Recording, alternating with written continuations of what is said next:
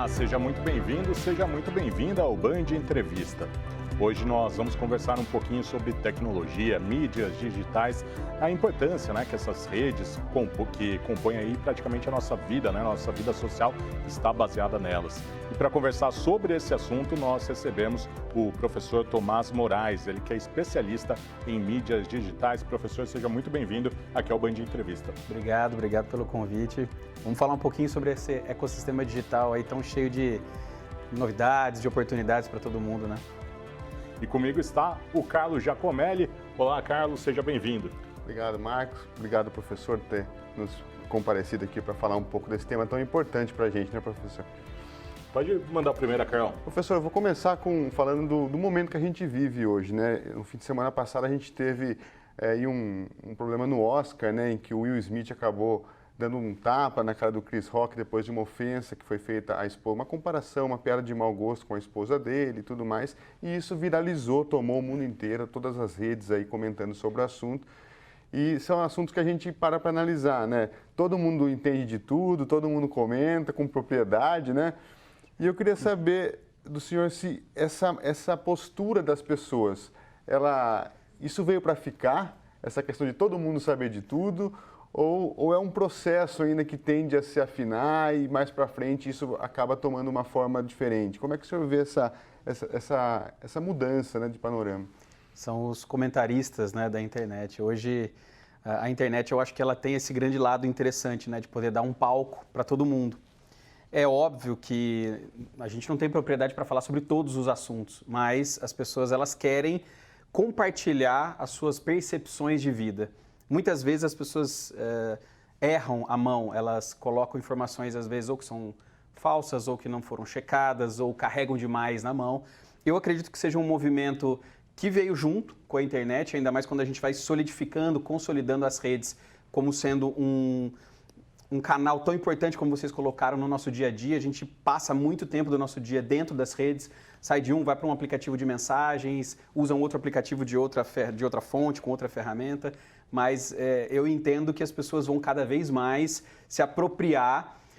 Eu espero que isso venha com uma educação digital, né, que as pessoas entendam que não dá para você falar tudo o que você imagina sem algum filtro, sem algum tipo de critério, mas eu acredito que essa democratização, né, que as redes trouxeram, isso vai permanecer sim. E uma questão que sempre, ainda atrelada a isso que o Carlos perguntou, uma coisa que sempre vem à tona assim, e é a questão das bolhas ideológicas, né, que a gente tem formado nas redes sociais.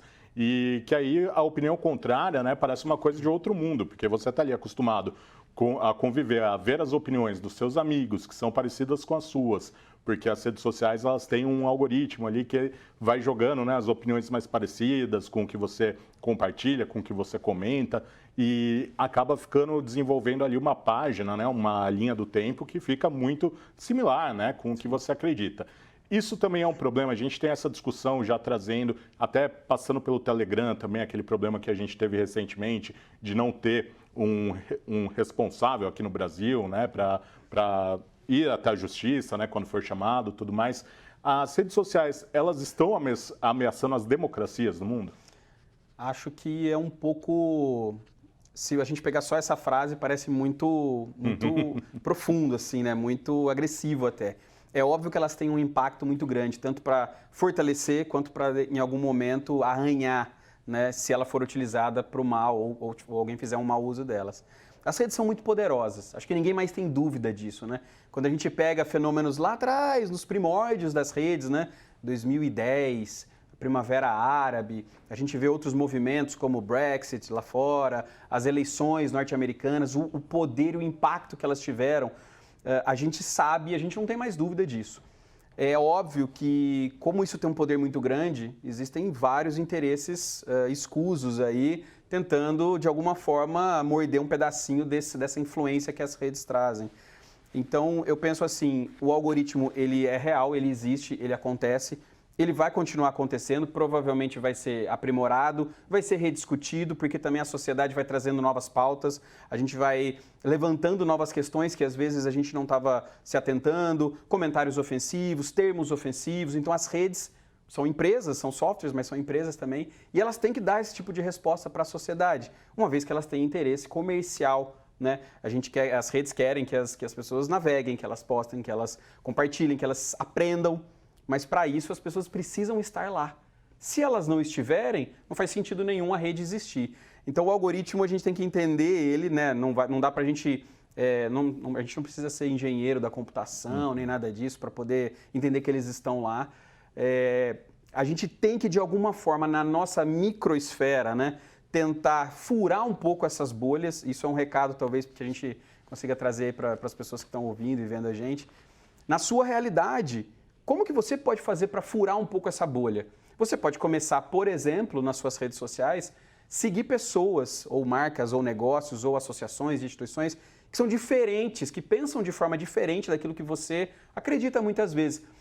Por quê? Porque isso começa a gerar um certo reconhecimento seu próprio como indivíduo também, de que as coisas são diferentes, as pessoas pensam de forma diferente. O que a gente não pode tolerar é mentira, intolerância, realmente, questões criminosas. Isso não dá pra gente tolerar. Mas opiniões diferentes, eu acho que é muito saudável que a gente traga e a gente vai começar, de alguma forma, a furar a nossa microbolha. Existem várias outras esferas que a gente precisa desconstruir ao longo do tempo, mas as redes, a gente não pode tratar as redes como algo... Inimigas, né? Como inimigas da sociedade. Não, elas já trouxeram muitos benefícios. É óbvio que tem interesses comerciais. E é aí que a gente tem que tentar equilibrar um pouco essa relação. Professor, a gente vê muito hoje em dia, né, os jovens, principalmente, essa geração que está chegando agora com 14, 15 anos, né, com uma educação no sentido de criação, ou até mesmo sozinho ali, sempre na rede social, sempre vivendo uma vida paralela em casa, na escola e outra no celular. Muitas vezes até vivendo uma vida que não existe, né? Você que lida com a educação, que está acompanhando esses jovens, você enxerga que já há um modo de equilibrar isso ou ainda é um processo que está se construindo, porque é tudo muito novo ainda, né? Talvez seja uma das primeiras gerações que nasceu com isso, né? Como é que você vê essa evolução da educação aliada à questão das redes sociais? Acredito que são duas frentes assim que tem que andar muito juntas, né? Eu sempre falo sobre isso, trabalho com educação, trabalho com o universo digital e falo muitas vezes para jovens, professores também, pais que ficam desesperados, né? Porque não entendem muitas vezes o que está acontecendo. Então, às vezes a gente recebe dúvidas com termos que são termos profundos para um pai que não é um especialista, só usa as redes sociais, enfim, é um iniciante no universo digital. Eles ficam muito preocupados. Eu acredito assim, para um jovem, muito jovem, né, assim, a gente precisa trabalhar com alguns limites. As redes sociais, elas têm limites para você criar perfis, por exemplo. É óbvio que a garotada toda que quer usar vai lá e cria e inventa uma data e muda os dados. Mas a gente tem que pensar também que os pais, nesse caso desses jovens mais novos, os pais têm que acompanhar a vida digital dos seus filhos, né? E eu digo isso não no intuito de fiscalização, que às vezes existe uma confusão. Eu vou fiscalizar para te punir. Por quê? Porque você está fazendo um mau uso. Eu acho que é um pouco diferente. O pai ou a mãe, ou os dois, ou o cuidador, ele tem que entender um pouco do ecossistema digital. Ele não precisa ser, obviamente, um especialista, mas ele tem que ser interessado. Eu acho que a palavra maior é essa. Quando você é interessado, você começa a entender um pouco sobre os jogos, você começa a ter assuntos, né, mais parecidos, mas você tem que estar disponível também para isso. Os educadores também. Eles veem essa situação no dia a dia, em sala de aula, porque os jovens trazem demandas, às vezes, que antecipam respostas dos professores ou conduções dos professores, e eles, às vezes, se veem meio assim, nossa, a gente está acuado. Eu sinto muito, assim, essa percepção dos educadores de eles querem estar junto ou à frente, muitas vezes, para poder moderar melhor essa relação do jovem, o digital, sala de aula e casa, mas é muito complicado. Não existe um caminho único, uma resposta única para algo tão complexo. E às vezes, conversando agora com vocês, me veio também a sensação assim, ótimo, a gente está tentando chegar em alguns caminhos, né?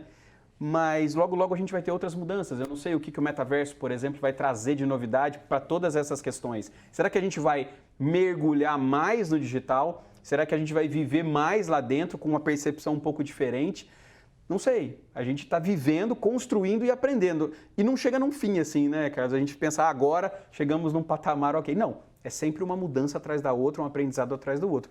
A gente só não pode desistir, porque o que eu sempre digo é, a gente não vai retroceder com a tecnologia, a não ser que exista um apagão generalizado no mundo todo, que toda a infraestrutura de telecom caia, a gente vai evoluir na tecnologia. E a tecnologia não pode ser uma inimiga, ela tem que ser uma aliada da educação, tem que ser um aliado dos pais, da relação entre pais e filhos, mas a gente sente que isso é um problema levado para psicólogos, para psiquiatras, porque existem compulsões, existem adições com relação ao uso de tecnologia. Então, é um terreno, assim, a gente não pode descuidar, a gente tem que entender, olhar e trazer como aliado. Eu acho que os pais têm que ser interessados nesse caminho. Ok.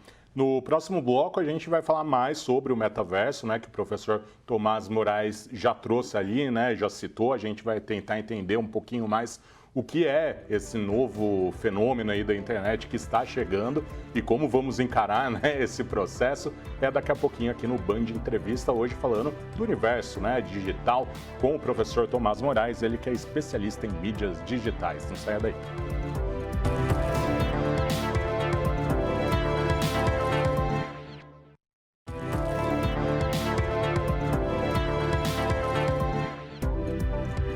Estamos de volta com o Band Entrevista, hoje falando sobre o universo digital, recebendo o professor Tomás Moraes, ele que é especialista em mídias digitais. No bloco anterior, né, professor, a gente acabou citando aí, o senhor citou a questão do metaverso, né? Recentemente o Facebook mudou o nome, né, da corporação para Meta, e já pensando nesse metaverso, o que é o metaverso e qual vai ser a importância, para onde a gente está indo? Essa é uma das etapas, né, do que quando a gente começa a pensar em futurismo, né, tentar traçar esses rumos para onde a gente vai. Algumas coisas a gente já está vivendo e não deu tempo de resolver algumas outras questões que a gente precisava resolver. Então, assim, respondendo um pouco sobre o que é o metaverso, ele não é um espaço único. O grupo do Facebook que mudou de nome para Meta, justamente para poder pegar carona com esse lançamento que faria na sequência. Mas existem outros metaversos, existem outros espaços virtuais de convivência em que acho que a gente vai potencializar com a chegada, principalmente do 5G, eu acho que a gente vai potencializar o uso das tecnologias nesses ambientes, com experiências mais imersivas, ou seja, você vai poder ter um avatar mais personalizado, você vai poder viver algumas coisas lá dentro, enxergando as pessoas e até interagindo. Algumas dessas empresas, como o próprio Facebook, provavelmente Google também, estão desenvolvendo acessórios para que você possa sentir, tocar, mexer em acessórios, em utensílios, né, dentro desse universo. É algo que a gente fica pensando assim, pô, mas será que precisa de tudo isso? Né? O que a gente tem aqui já não é suficiente? É claro que tem campos muito férteis para serem explorados, principalmente com questões de teleatendimento, de você poder fazer aulas imersivas na medicina, na engenharia, tudo isso com muito mais qualidade, né? Com uma tecnologia, uma internet muito mais veloz e muito mais própria para esse tipo de imersão. Algumas experiências a gente já vive, né? Em que você pode encontrar pessoas em jogos, por exemplo, para poder assistir shows, e são shows enormes, assim, com muitas pessoas assistindo. A gente viveu um cenário há 2 anos, e ainda vive um pouquinho disso com relação à pandemia, em que as pessoas ficaram muito isoladas, né, fisicamente, e a gente teve um crescimento muito grande dessas tecnologias. E eu acredito que esse movimento do metaverso, desses espaços virtuais de convivência, ele se intensificou também sendo puxado um pouco por esse fenômeno do isolamento. Ou seja, criou-se uma oportunidade para essas empresas de, comercialmente falando, mas também de ampliar todo esse espectro, né, da tecnologia na nossa vida. Professor, a gente vive um momento, um boom muito grande de streamers, né? A gente tem aí, por exemplo, o Casemiro, que está fazendo muito sucesso com as reações dele, né? E eu queria falar um pouco dessas reações, né? Porque se a gente for pensar, estava até conversando com o Marcos esses dias, né? Se a gente for pensar friamente, uma pessoa reagindo a um assunto na internet, né? É uma coisa que você fica procurando, nossa, mas por que tanta gente gosta de ver isso, né? Então é um fenômeno mesmo. Eu queria que o senhor falasse um pouco disso, por que essas pessoas se interessam tanto, por que o público gosta tanto desse tipo de interação e o que está rolando por trás de tudo isso, né? É a coisa da pandemia que aflorou tudo isso, ou já é uma coisa que vem de antes? O que o senhor poderia falar disso? E é uma tendência longa ou é uma coisa a curto prazo? É uma coisa que está acontecendo agora e provavelmente daqui a algum tempo já não vai ser mais assim?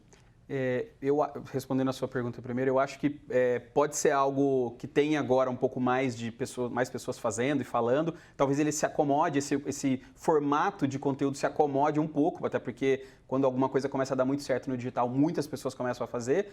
E tem muita coisa boa, mas também começa a vir muita coisa que fica meio mais do mesmo. Então, talvez uma tendência seja acomodar um pouco esse formato.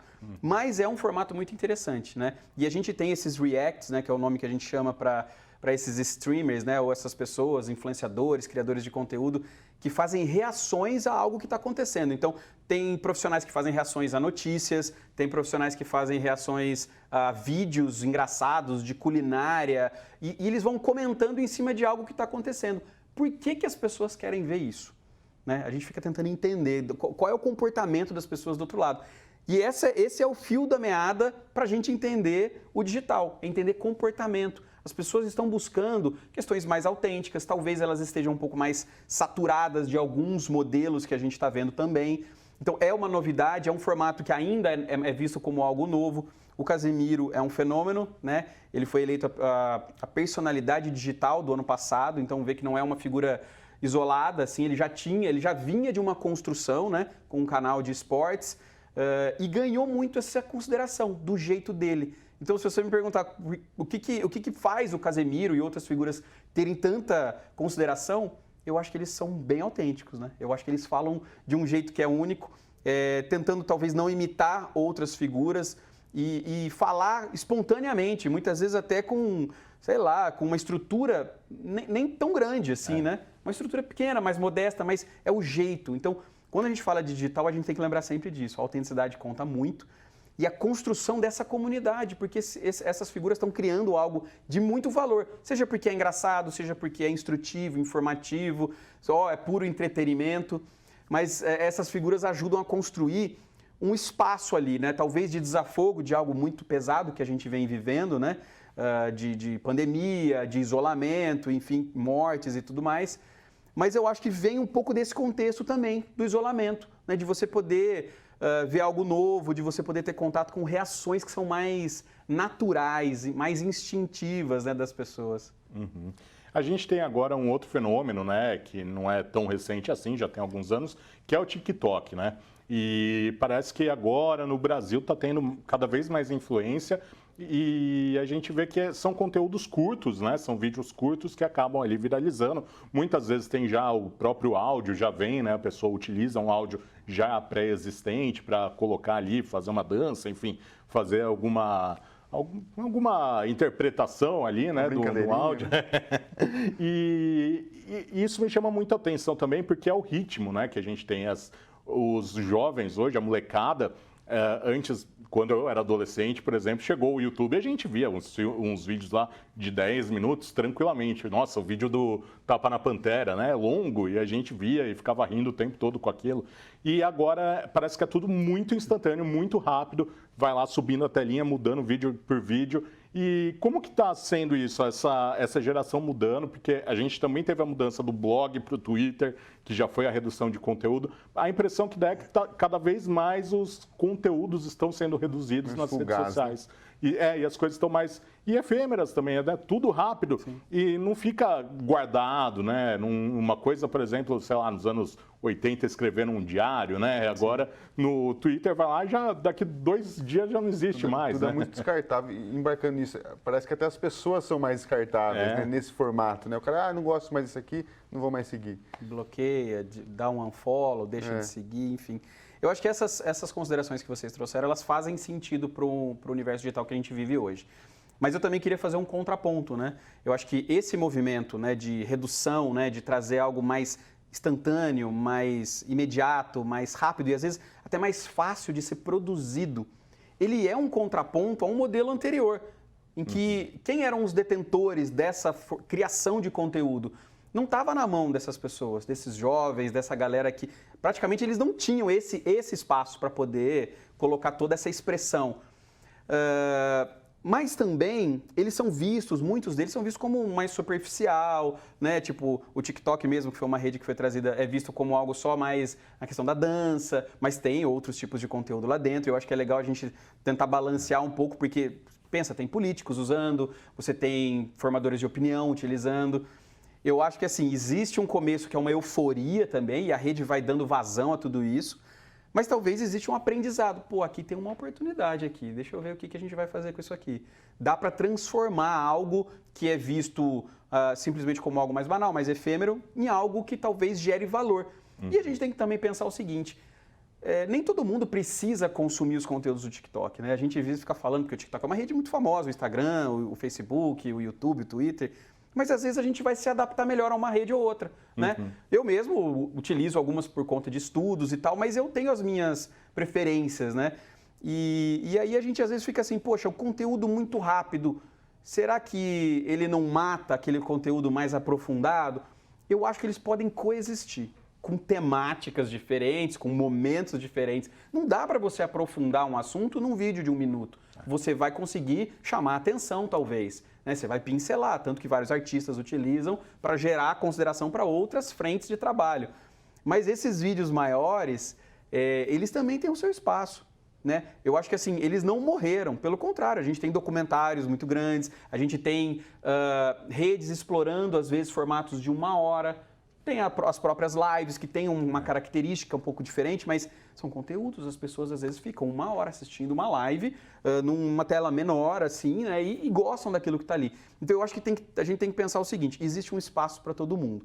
Nem todo mundo precisa usar todas as redes, porque senão realmente a gente pode pensar numa questão de banalização. Poxa, eu estou querendo trazer um conteúdo tão aprofundado que eu preciso mostrar dados, fatos, dados. O Átila Yamarino, por exemplo, que foi uma figura que eu já acompanhava de antes, né, de outros canais, com outras temáticas, que é um super especialista na área de microbiologia, foi uma figura fundamental para esse momento da pandemia. Ele usa muito bem as redes, ele fala em conteúdos mais aprofundados no YouTube, utiliza grafismos, aprofunda, faz as suas lives, mas também tem conteúdos mais efêmeros que geram a atenção, talvez, desse público que estava um pouco mais deslocado, descolado, talvez, até da ciência, para trazê-los para algo mais profundo. Então, dá para a gente poder conciliar um pouco desses formatos diferentes. A última. Eu queria saber um pouco agora, Tomás, sobre segurança na internet. A gente estava vendo um momento do Pix, né? O Pix surgiu muito forte, todo mundo começou a usar porque é prático e tudo mais, não tem taxa, aquela coisa. Mas está tendo muita fraude, né? Isso também, os hackers, claro, aproveitaram oportunidades ali, né? Na parte de crime, todo mundo também pensa para tentar fraudar enfim, enganar as pessoas. Mas vai também de encontro com as pessoas entenderem como usar melhor essas ferramentas. As pessoas às vezes não sabem usar direito e facilita para a pessoa que quer fraudar. Como é que você vê esse fenômeno também e como controlar isso? Olha, essas novas frentes, né, que a tecnologia vai abrindo para a gente, elas vão sempre também proporcionar um espaço de aprendizado. Não dá para a gente falar que o Pix ele veio, ele vai permanecer do mesmo jeito para sempre, tanto que muitas mudanças já vieram por conta dessas questões. Eu penso o seguinte, elas chegam para a nossa vida, a gente obviamente precisa ter um momento de aprendizado, mas as fraudes, como um todo, elas sempre existiram e existiam de vários formatos. E antes da pandemia, elas também existiam. O que eu acho que aconteceu, que é uma coisa mais óbvia, com o distanciamento e o isolamento, os golpistas também tiveram que vir mais para o digital. Por quê? Porque eles também não encontravam mais tantas pessoas na rua para os seus golpes. Então, o que aconteceu? A gente teve muita fraude com Pix, muita fraude no WhatsApp, muita fraude no Instagram. Então, as redes também foram inundadas desses golpistas, pedindo dinheiro, se passando por pessoas, hackeando, mandando link, fazendo aquele phishing, né? Manda um link, a pessoa clica e você recupera dados. Eu acho que a sociedade como um todo também vem se mexendo ao longo do tempo. A gente pensar em Marco Civil da Internet trouxe já alguns avanços, a LGPD trouxe outros avanços de como as empresas usam os nossos dados, porque não dá só para